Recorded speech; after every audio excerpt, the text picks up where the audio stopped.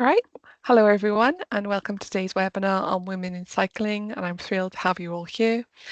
We have an exciting session planned, packed with valuable insights to take with you. My name's Kate Williams and I'm the chair of YRP Wales region. But before we dive in, let's just take a moment to go over some housekeeping items. Please feel free to use the chat function to ask questions or share your thoughts throughout the session. We'll also have a dedicated Q&A segment at the end of the session, so be sure to stick around for that. So we'll just run through the presentations first and have questions afterwards. So without further ado, let's get started. Our first speaker then is Mariam from the CEO of Joyriders to give an overview of the report of what stops women cycling in London, giving insight into how women travel, barriers to cycling, supporting women in cycling, best practice from abroad, and overall benefits for women cycling. So I don't know if you want to share your presentation.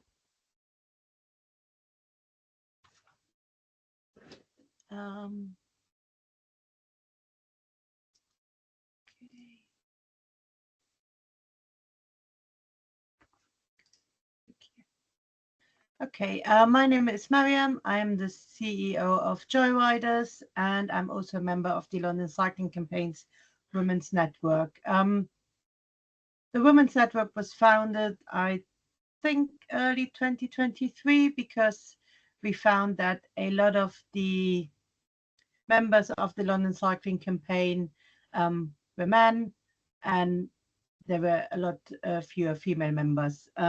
It took quite off in the last couple of years and has been quite successful with lots more women coming on board.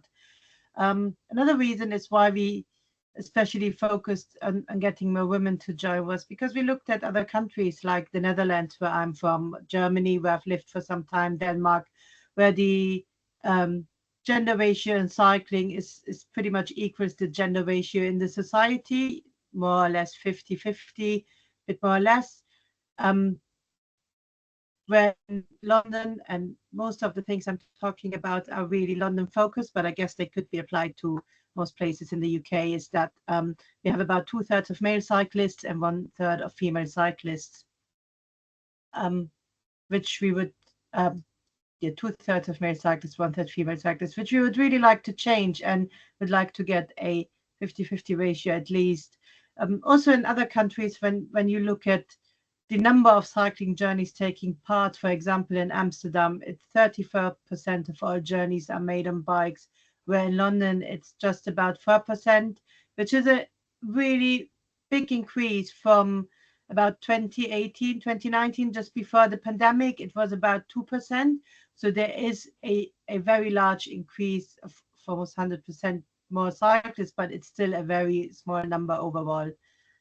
I'm starting off my presentation with a little film which we use to promote Joyriders, and that's how we like to see women cycling in London. And this is followed by a film the London Cycling Campaign made, which kind of shows the other side of the medal, basically.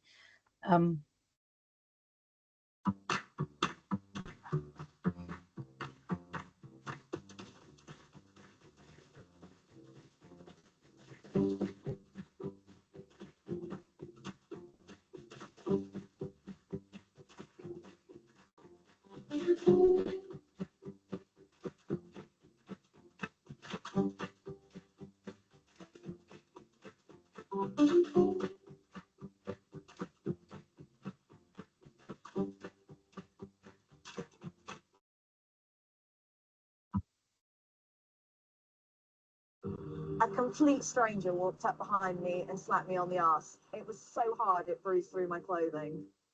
He blocked our path. My kids and I couldn't pass. His face was contorted and furious. He screamed at me that I was disgusting for putting my children at risk. Go back to where you came from. There was so much anger in his voice. He stopped in front of me, and then he said, "Get out of my way, you fucking old cow." You can fuck off and suck your mother. It was the way he said it. It made me feel sick to my stomach. He came at me really fast. I thought he was going to hit me. At the last moment, he slowed down and shouted, "Bitch," right in my face. I I was riding to work. I was cycling my kids to school. I was cycling to the office. I was cycling to meet a friend. I was cycling to work. I was riding to the park. 9 out of 10 women cycling in London I've received aggression or abuse from other road users. We're calling for this to stop now. We want freedom To ride.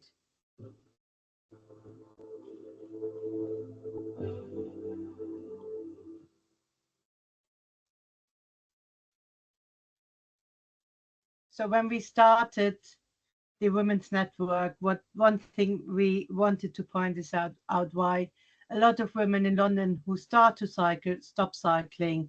There are the obvious barriers that women face to cycling, like cycle parking, or they're worried about things happening and they never start. But a lot of women actually do stop cycling after incidents. So we did a survey of just over 1,000 women who are all cyclists or ex-cyclists in London, and the film resulted out of this. And I think it really shows that there is a darker side to cycling as well, and that's something we are campaigning hard for, to have that changed. So in the survey, it came out that 9 out of 10 women have had verbal abuse and aggression from other road users, and for 64%, this happens at least once a month. And 93% of those women said that drivers had used their vehicle to intimidate them. And for 77%, they felt this happened at least once a month. This can be often close passes, and you really feel when someone does a close pass deliberately, you know, revving their engine, going really fast, going really, really close. And it feels really aggressive. And it's hard to describe, but it does feel different if it's like a, let's say, accidental close pass, or a close pass out of just, you know, not knowing, then one which is deliberate and in an aggressive way. 1 in 8 women even described incidents involving physical contact, mostly making contact with women using their car, but there were also assaults by passers-by and sexual assaults as well, verbally and physically. So from all those women we surveyed, only 25 actually reported incidents to the police, which shows it's probably quite a high threshold that women have to experience for them to actually go to the police. And I have to say, here in London, there's already kind of a feeling that the police doesn't do anything anyways, not just when it comes to crimes happening on the road, but also other crimes. So when we go to the police, it means something really serious happened. Only 2 out of those 25 women had a response they felt it was good enough, and only 1 resulted in a prosecution. Over 1 in 5 women we surveyed stopped cycling for a period of time or permanently because of abuse and road aggression. 33% of women won't cycle after dark or in winter because their routes feel too risky. Often there is the choice between going through a either park or towpath, or, you know, some other unlit quiet area, or the main road, and both don't feel very safe, especially after darks. A route which can be perfectly safe in the daylight when you have people around, and that can just suddenly feel really, really insecure and frightening when it gets dark. And these are often places where more crimes are reported after dark as well. And 65% of women never cycle alone in an unlit or isolated place. So what we also found out that women's journeys are very different. A lot of cycle infrastructure that is built in London, but also in other areas in the UK, are built for people commuting to work. In London, that looks like the outer boroughs are connected to central London. It's great if you work in central London, but it's not that great if you work in other more local areas to where you live. Women often tend to work more in the boroughs they live in, or in neighboring boroughs. And only 15% of women feel that the cycle networks they have locally actually meet their needs. That means local cycle lanes, not just the ones which are painted on the road, but proper segregated cycle lanes, but also local low traffic neighborhoods or other measures put in place. 29% of women don't cycle more local journeys because of a lack of safe routes, because a lot of roads are just not designed with cycling in mind. And they would love to cycle more, but they just won't. 45% would switch to cycling for local errands if there would be a better cycle infrastructure. And for 86% of women, short local trips of 3 miles or less make up at least half of all their journeys. That's often, school runs, going to work, doing the groceries, going to doctor's appointments and all other things. And 3 miles or less is actually a really nice distance to cycle. It's often easier in a way with parking and all the things, but because of the conditions on the roads and because of a lack of cycling infrastructure, these women don't cycle. 39% of women also feel that it's not safe enough to cycle with their children, and a lot of their children actually never cycled locally. Whereas they often are quite happy to take them into maybe central London or take the bikes out of London and cycle on designated cycle tracks, but they won't cycle in the local area, which is quite a shame, especially now that a lot of primary schools actually do have school streets as well. And 67% said that's because there is not enough safe routes for them. And often you have cycle lanes on a bit of road or alongside a bit of pavement. They feel quite safe, but then you come to the next junction or roundabout or whatever, and then you get thrown out into the road at the worst possible time. And if you are already a slightly insecure cyclist, it can be really hard to deal with that. And that often is enough for women to stop cycling. So women need safe and protected spaces for cycling, which are safe at all times. So if you feel safe that your 15-year-old daughter would cycle somewhere by herself at any time of day or night, then that is safe. Not only parts of the days or in certain seasons. 88% of women prefer cycling on protected cycle lanes or in low traffic nodes, or will not cycle at all if they don't have them available. So even if parts of the routes don't have designated cycle routes or low traffic neighborhoods, they won't cycle there. 45% of women said that good cycle infrastructure would help them to switch to cycling from other forms of transport for local journeys. And 25% of women say the only reason they can cycle is good infrastructure for their journey. And it's just 25% because those are the women who have good infrastructure available. If you're not from London, it really depends on the borough you live in. We have boroughs like Waltham Forest, Hackney, where cycling is really nice and where it does feel really safe and where there's a huge investment in walking and cycling. But then you have other boroughs like Redbridge, which is just next to Waltham Forest, which is actually really horrible and where you just can't cycle safely, especially if you are less confident or less experienced. And if you just don't, there's a lot of heavy traffic, fast traffic. So boroughs which have more investment into cycle infrastructure and also have 20 miles an hour speed limits, they do have more cycling available. So out of this report, we came up with some recommendations and we presented them to Will Norman, who's London's Walking and Cycling Commissioner, to Sadiq Khan, our mayor, and also to the Met Police. And what we were asking for is that they need to act on physical safety. That means for women, wherever they choose to cycle, they need to be physically safe. They need to be safe cycling on the roads where they choose to cycle on, be busy or quieter roads. There needs to be more done when it comes to close passes, to drivers being just acting aggressive, especially using their cars, but also obviously in other forms and in any ways of assault. So we've had reports of obviously sexual assault, but also just plain physical assaults, stuff being thrown at women while they were cycling.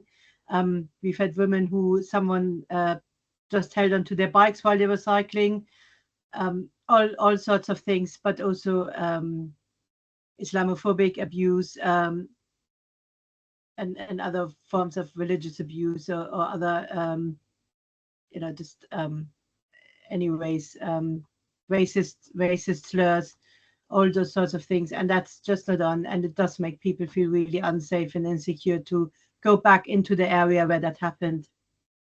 We also want local authorities to act on social safety. Really important that if you choose a route which is safe in the day, it should be safe at night. For example, the photo here, it's a lovely route. It's through a park. I think most women would choose not to cycle in this place at night because it doesn't feel so safe. It doesn't feel so nice. It's not very lit. So it does feel quite intimidating. And we want spaces where we are safe at all times. Then we also want to have more local cycle networks. This is, especially in London, it's very, it really depends where you live. The boroughs usually invest in it or not. And so that needs to be more equaled out across London to have women feel safe when they're cycling. But also is obviously if you choose to, and that's very relevant to this webinar here as well, is when you cycle to a station or to other forms of transport and you want to park your bike up there, it's really important as well that we can park our bike safely. So that's another issue, and it's often enough to put women off from cycling, or I think generally people. If there's no safe cycle parking at stations, then that stops people cycling, because you want to come back in the evening and find your bike again when you come back from work. Again, in some areas, this has been great. They've put cycle hubs in place where you can have a membership, often at quite low cost. You get a key fob, and it's quite safe and secure. But then you come to other areas where you just have some wrecks at stations, which are really well known for bikes being stolen. Another thing is sometimes we want to take our bikes on the trains, which is really difficult. I did a trip this week to Stevenage, just out of London, on the train, and I took my Brompton because I felt it was just so much easier to have a folding bike. The train we took, it was quite easy to get the bikes on, though. There was a bike carriage. We could just tie them up there. But then one of our friends, she went on a train where she had to lift up the bike and hang it up on a hook. And that's not so easy, especially when you have non-standard bikes. Women often ride cargo bikes nowadays because they have children to transport as well. Getting a bike up a set of steps into the train, around narrow corners and all that is really, really difficult.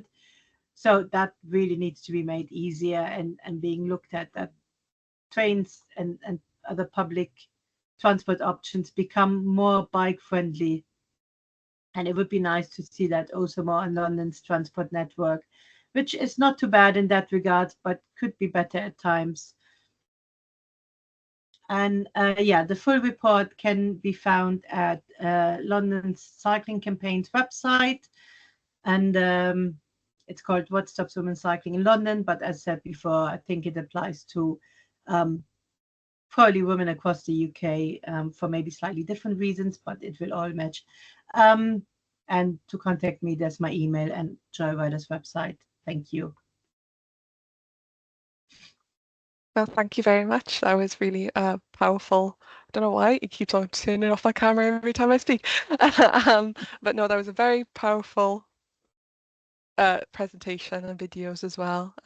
So thank you for presenting on that. Then next in our agenda is Teresa on making streets and places more inclusive for women as active travel designers. Hello, I'm Teresa. I'm going to share my screen if I can.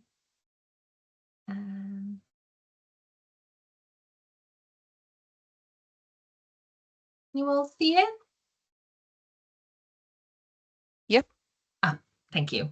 So I'm Teresa. I'm the design lead in the Active Travel Design Office in Transport for Wales. I'm a civil and environmental engineer and very passionate about making spaces safer and more inclusive.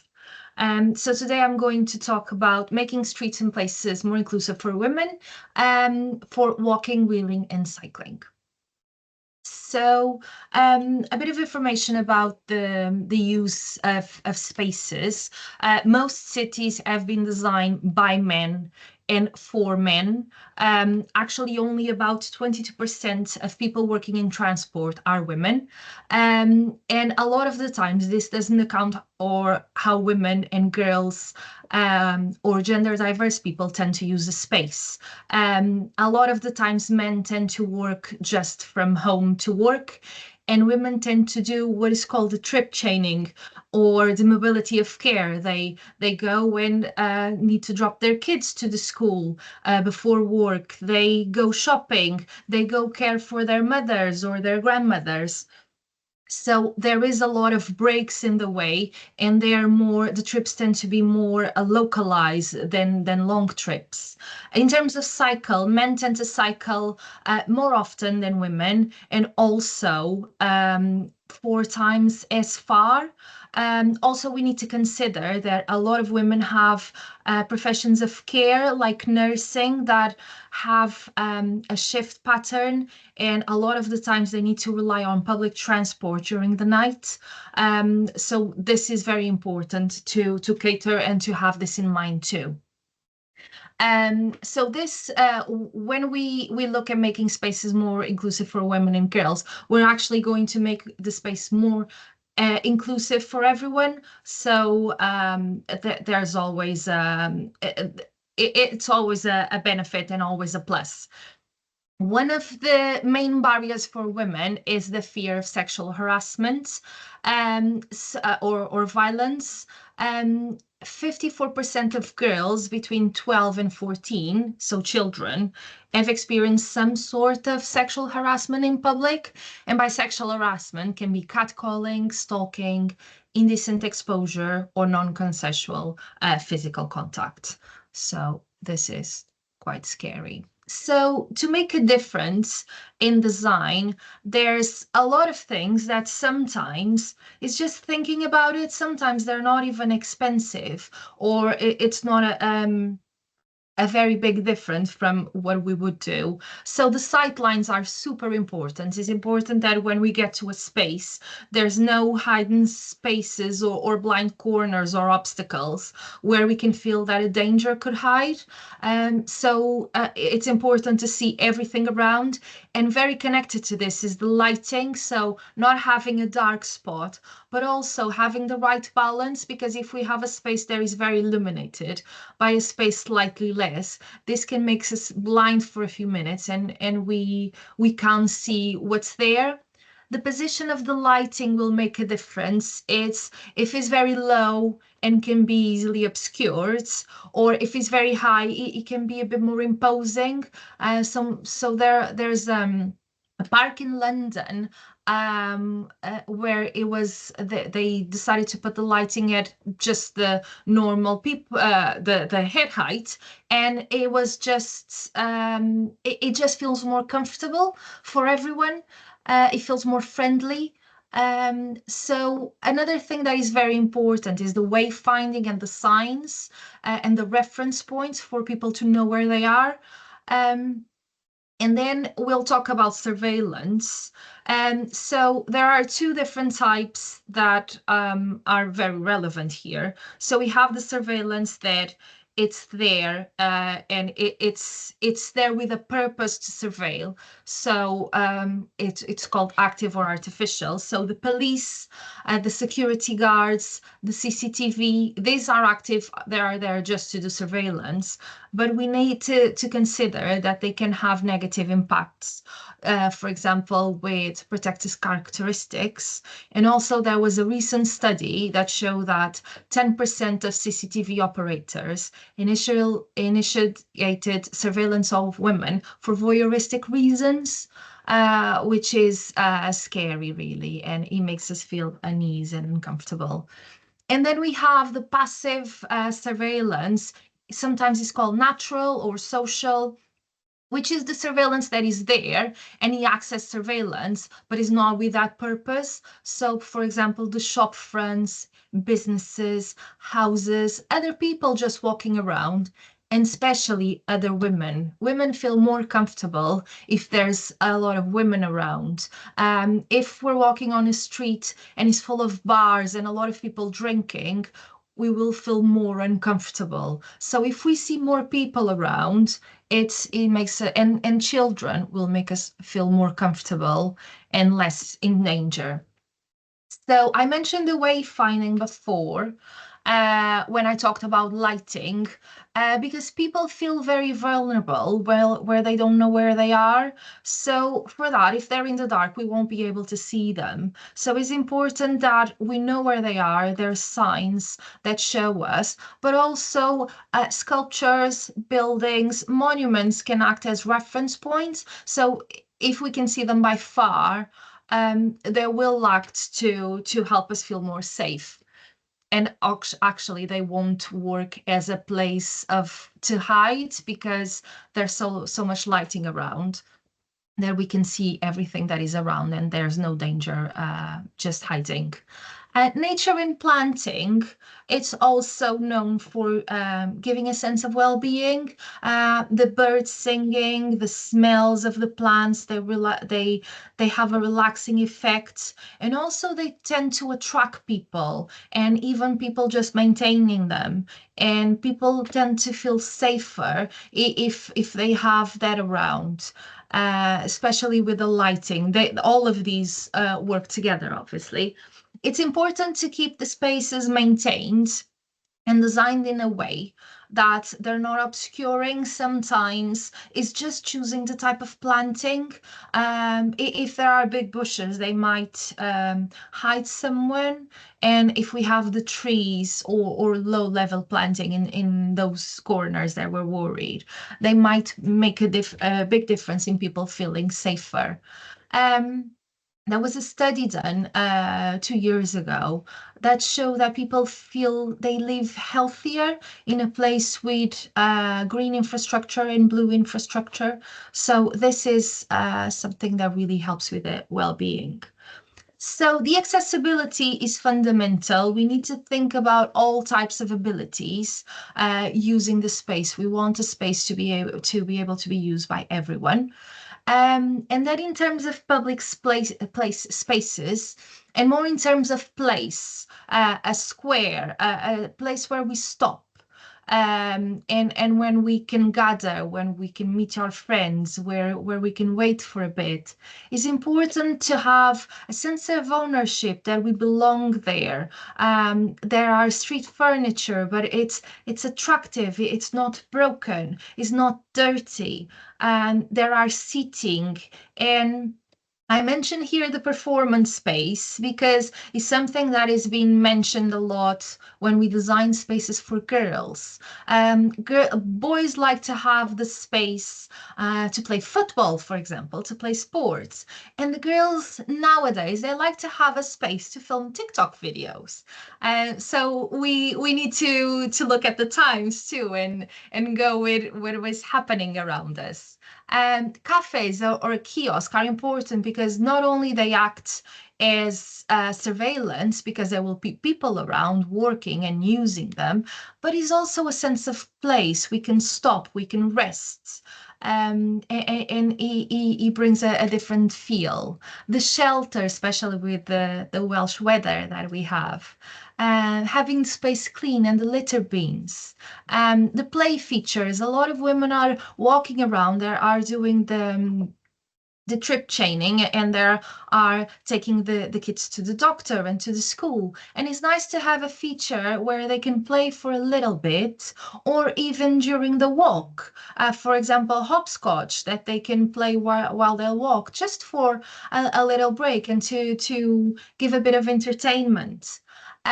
Toilets are super important to have around. We need to think there's people with health conditions, they need to use them more often.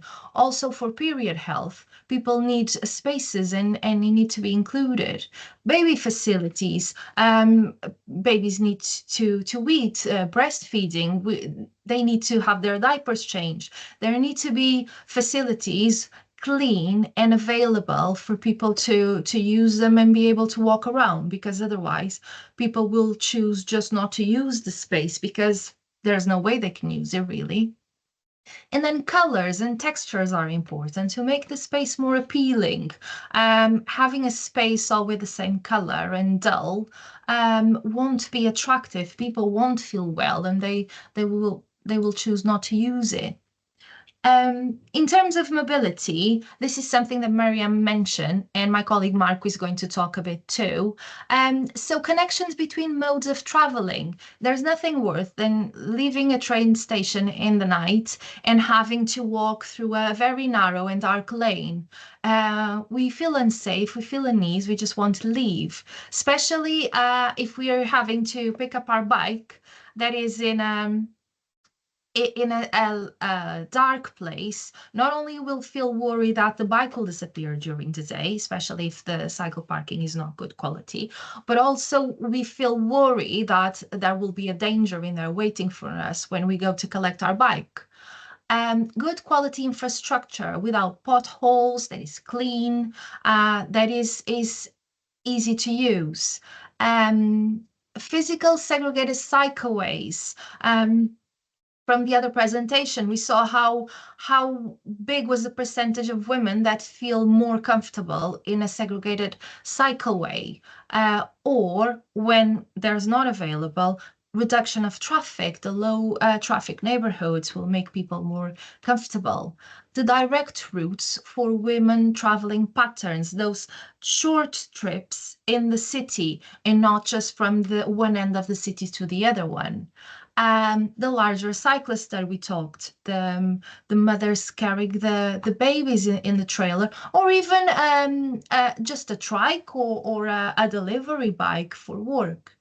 And in the mobility is also important to mention seating, because people are traveling and they will, even if they're walking, they're cycling, they need a place to rest, because maybe they just can't walk very far, maybe because that day they have a bad knee, maybe because they're of old age, or even because they went to an interview, have new shoes, and it's hurting. So it's important to have seating for people to rest in between.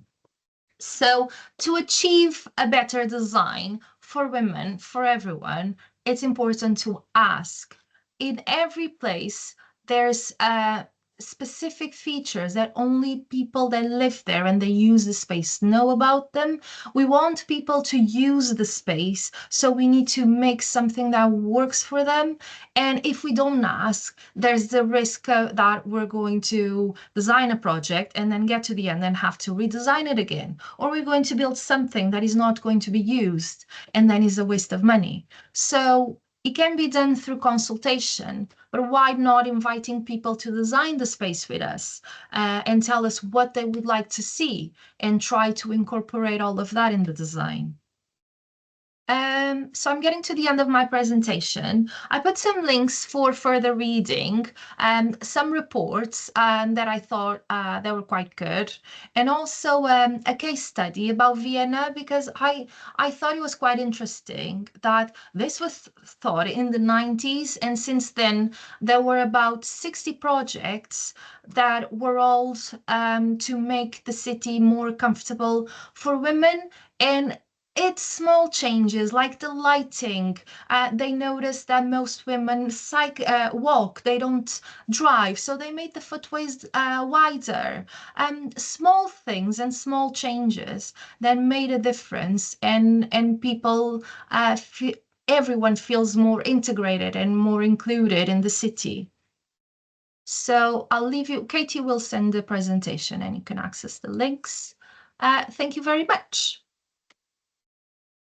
And here's my contacts if you would like to send me a message. We've Stop got a hand sharing. up from Ria. Oh, no, accidental hand up. That's understandable. That's fine. No, thank you, Teresa. That was really, really good. Really, informative. So hopefully someone can take away. Questions at the end, obviously, but if you want to put your questions in the chat, in the meantime, we can. And I will share Mark's slides last on cycles and trains. So I don't know if you can see it. I can certainly, which is most important. Thank you to Teresa and Mariam. I don't know how to follow that really, and it's quite interesting. I'm a middle-aged white gentleman talking about women and rail, and particularly from a cycling point of view. I'm going to briefly touch upon, I suppose, the two main areas of my work, and the whole issue of cycles and trains and at stations, which Teresa and Mariam have sort of helpfully sort of alluded to in their previous presentation. So if you want to move on to the first slide for me, Katie. Those of you who work for Transport for Wales might know of this document already, but Wales, I think, was a leader, certainly in the UK and maybe in the world, about developing guidance around active travel, i.e. wheeling, walking, and other more sustainable modes of transport.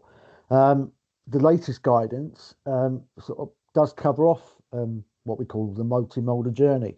And I think that has formed part of our kind of thinking within Transport for Wales, and certainly on the rail side, about the kind of information people need before they use a train, what information they need to know about what facilities are available at a train or a bus station, and then, as Teresa and Mariam have pointed out, on the train itself, and to and from the train or the bus station, what the route is like. So from a rail angle, Katie, if you want to go to the next slide now, Mariam, hinted at being able to take her bike on a train, but the challenges in doing that. There's many a debate that's had within the rail industry about how we encourage people to bring their bikes on trains. Some people would like just to be able to turn up and go. On the Transport for Wales network, we have a system which allows people, and then they've got the confidence there'll be a space by reserving a bike space on all of our services but the valley lines. And the valley lines, for those of you who aren't aware, are the lines sort of north in and around Cardiff, similar, I suppose, to many metro networks around the world, where bikes and passengers don't always mix well. But our reservation system on the Transport Wales network is free. It can be done when you book your ticket online at a ticket office, or by calling that number that is shown on the screen. Contrary to popular belief, we do allow e-bikes as well, because I think e-bikes is where more of us will get into the cycling, and certainly my partner has just invested in an e-bike, and she finds it exhilarating and sort of refreshing, and gets her sort of out the house sort of more. And we do allow them on our trains at the moment, and we encourage anyone, even though they can turn up and go, to reserve a space, because our trains are limited in how many bike spaces there are. As Katie, the next slides will show, we've got a number of new, if you pass on, sorry, Katie. Yeah, we got a number of new trains that we're introducing around our network at the moment. They have got spaces on them, but obviously there's a limit to how many spaces you can fit on a train, alongside the number of seats and luggage spaces. So in the next slide, you'll show a photo of what we call our diesel multiple units, sorry for using the rail jargon, where we've got sort of bike spaces where you can sort of hook up your bike with and next to it is some seating, so if you want to sit alongside your bike you can do so. And all of our new trains have got that built from start, whereas lots of the existing and older trains that are still running around the UK network, not just in Wales, have had to retrofit that. And retrofitting a train that was designed in the 1970s, early 80s is always a bit of a challenge, because you're finding equipment in there that hasn't been maintained, and wasn't built for modern standards. So if you go to the next slide, Katie, for me. We've also got another new train on the network, which is running around most of Wales now, called our Class 197s, which again have got an area just inside the door. It doesn't require anyone to want to hang their bike up, just to hook it, to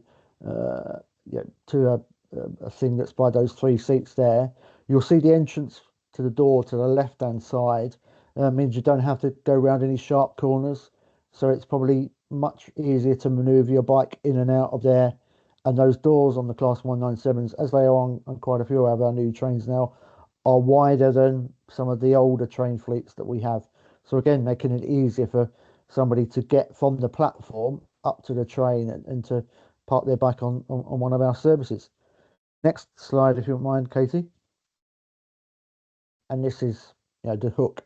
There is a video available on our website where yours truly, his third attempt, manages to hook the bike up correctly. But it just shows how easy it is really for once your bike is on there to make it secure. Next slide for us, Katie.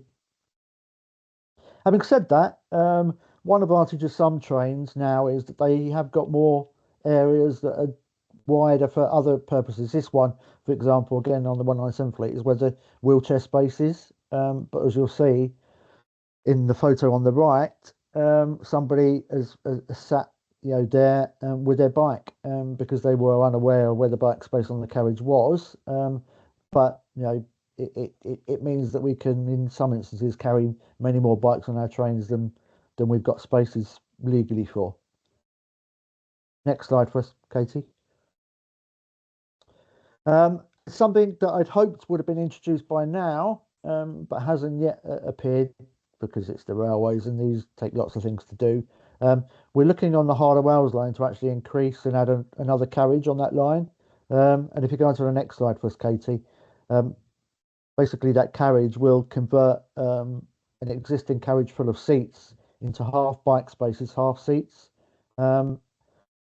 which is certainly an improvement on what those trains can currently take, and that carriage can currently just hold 2 bikes. This proposal would see it go up to 10 and include the capability of taking large bikes, so tandem and cargo bikes potentially. And if you go to the next couple of slides for us, Katie, that's the artist sort of impression, and here's one I prepared earlier with the next slide.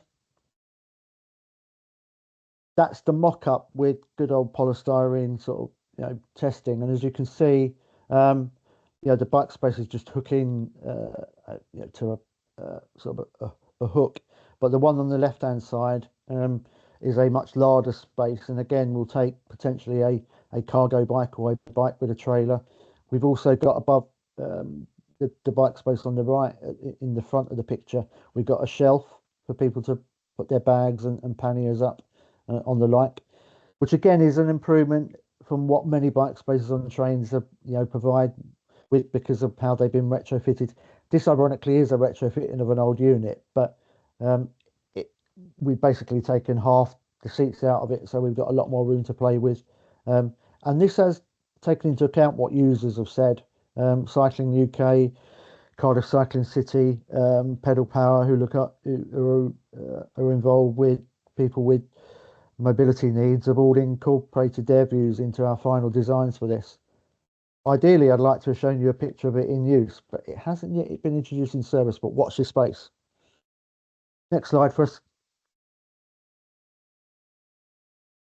But as Mariam and by Teresa pointed out, bike parking at stations is another key area where we want to encourage people to use their bike to get to and from our stations. And it's probably fair to say that the rail industry hasn't been particularly good at it, and certainly in Wales, I'd hold my hand up and say our current offer is not brilliant. It's in locations where it's not always well lit. The lockers on the bottom right hand corner are of a certain age and have fallen into disrepair.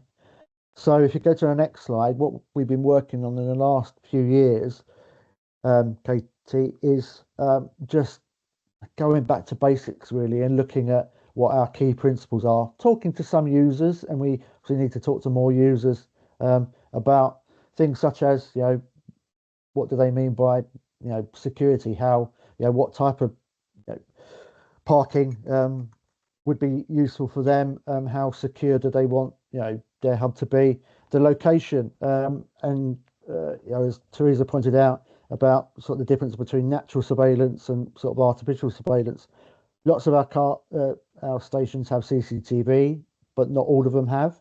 So how do we kind of factor in natural surveillance, to ensure that where we put a cycle parking space, that it is in an area where people feel comfortable using it and feel certainly assured that when they get back at the end of their journey, their bike will still be there. But also the stations do have other users who might not have bikes. So we perhaps again need to be mindful of other non-cycle users and ensure that where we put the cycle parking, it doesn't block their access and such like. So if you go to the next couple of slides for us, Katie, please. Final few slides coming up. We've done sort of a categorization of all of our stations, and that's a bit technical, but it basically gives what our minimum standards. So anyone who's on this call and maybe working on new stations in the future in Wales or elsewhere, this will probably form your initial thinking about what kind of provision we should be looking to provide. But then in the next few slides, Katie, or the next slide certainly, shows the kind of aspirations that we have. These are hubs on at other railway stations. There'll be a quiz later, anyone who can guess where those 3 stations are. But they are hubs that you will see around lots of the UK rail network, offering secure sort of entry, lots of other facilities inside them as well, and they do get well used. They do, however, cost a lot of money. So if you go to the next slide for us, Katie. What we're looking at and hopeful of getting something in this financial year is bike hangers, what you might see on many a London street. I think Camden, London Borough of Camden, has got 1,000 of them now installed. Haven't yet tested them on the rail network, but they are a potentially cheaper and easier solution to implement than a big cycle hub. They can be built for however many bicycles we want to provide parking for. They can be built for adapted bikes. The entry mechanism will be via an app. But again, using the kind of principles, put it in areas where it's well lit and people can feel confident that the bike will be there when they come back to us. So, again, watch this space for things that are happening on the Welsh Rail Network and maybe outside of that. And if you go to the next slide for us, Katie.